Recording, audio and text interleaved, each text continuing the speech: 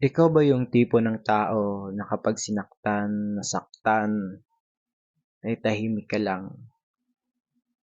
Yung kahit ang dami ng problema sa buhay mo na dumating or kahit grabeng kamalasan na nangyari sa buhay mo, nangyayari sa buhay mo, ay tahimik ka lang.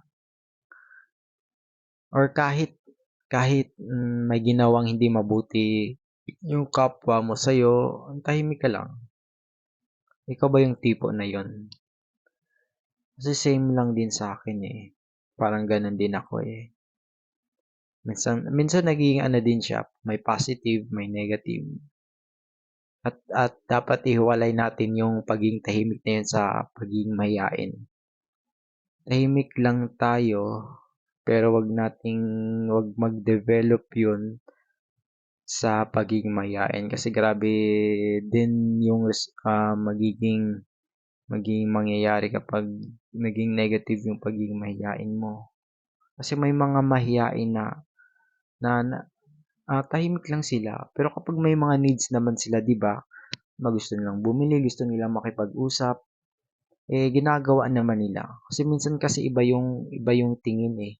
Kahit ikaw naman, 'di ba, ako, iba yung tingin na kapag tahimik minsan tayo mahiyain 'yan. 'Di ba? Ganyan yung ano talaga, yung mindset ng tao.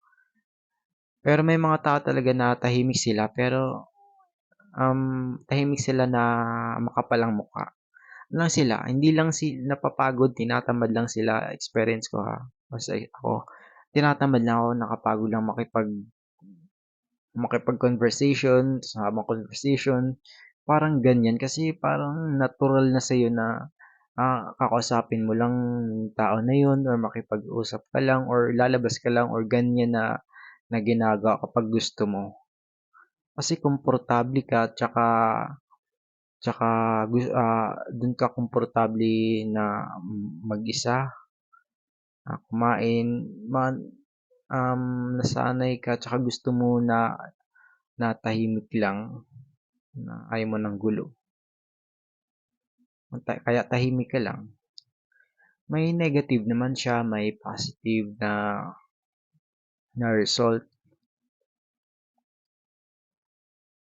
Pero dapat kapag hindi na maganda yung nangyayari, huwag mo nang hayaan na lumaki pa, maging negative pa ng sobra.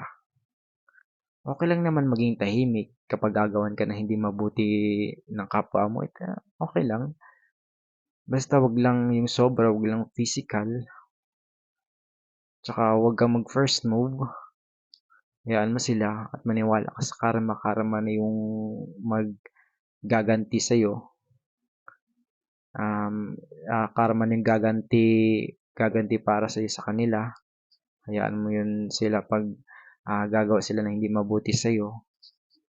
Pero kapag ano na, sobra na yung ginagawa nila, panlalait, pagpapahiya, doon ka na ipakita mo na yung natatagong tiger sa puso mo, sa pagkatao mo. Doon ka na mag-react. Kasi 'di ba totoo yung sinasabi nila, kung sino pa yung tahimik, sila pa yung masasakit. Sila pa yung may masasakit na sinasabi kapag nagsalita yan sila, sobrang sakit. Kasi sila, tahimik sila dahil ayaw nila ng gulo.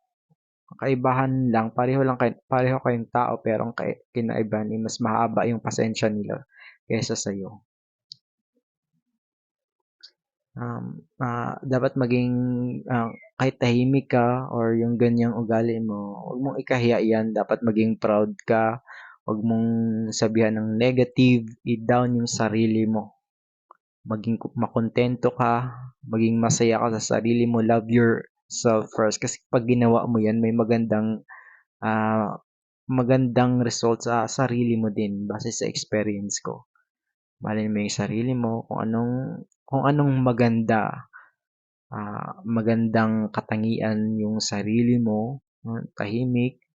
Well, tanggapin mo na tahimik ka, introvert or hindi, tanggapin mo yun. Mahalin mo yung sarili mo. Yun yung pinaka-importante, mahalin mo yung sarili mo.